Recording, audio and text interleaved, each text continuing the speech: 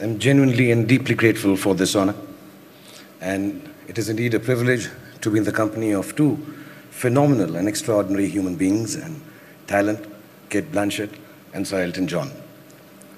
She is, of course, a lady who commands the wind, and you, sir, command the song of a billion hearts, including mine. So I'm really, really touched that I've been chosen between these two. Just a special request, before you go, can I do a selfie? Now, there I've embarrassed my children. Actors are renowned narcissists. No matter how much we pretend not to believe in external beauty, we tend to be obsessed by it one way or another. And perhaps being surrounded by this obsession of beauty, a few years ago I came across a lady who had been brutalized by an acid attack. And it kind of changed my life, or the perspective of it at least. To disfigure a woman by throwing acid on her face is, to me, one of the basest, crudest acts of subjugation imaginable.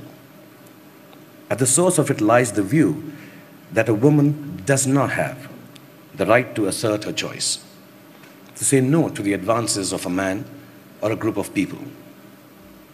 And yet each of the women I met, I'd found within them the courage to move on with their lives and to reject the idea of victimhood.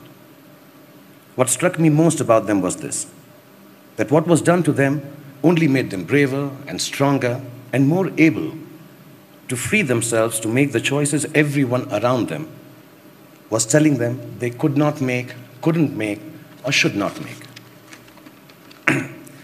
From them I have learned how courage can catalyze victimhood into heroism, how solidarity rather than charity enables the human will to overcome, how equality is not a concept but a truth that encompasses all living beings, and how the service of others is not a choice anymore for any of us. It is a duty that all of us must fulfill in the name of humankind.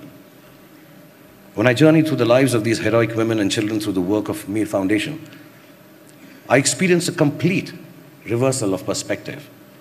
I stumbled upon the truth that there are no benefactors and no beneficiaries between living beings anymore.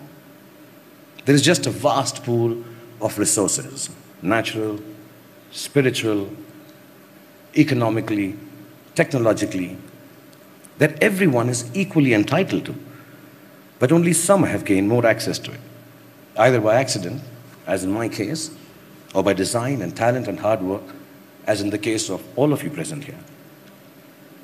Standing here before all of you who constitute perhaps the most powerful group of human beings in the world, dare I say that power is one of these perspectives we like to maintain a certain way. But power actually needs a complete reversal more than any other thing in the world today. I was sitting with my 5-year-old son, babysitting him just before I came here, and suddenly he screamed, "Papa, Papa, my eye went into my hair.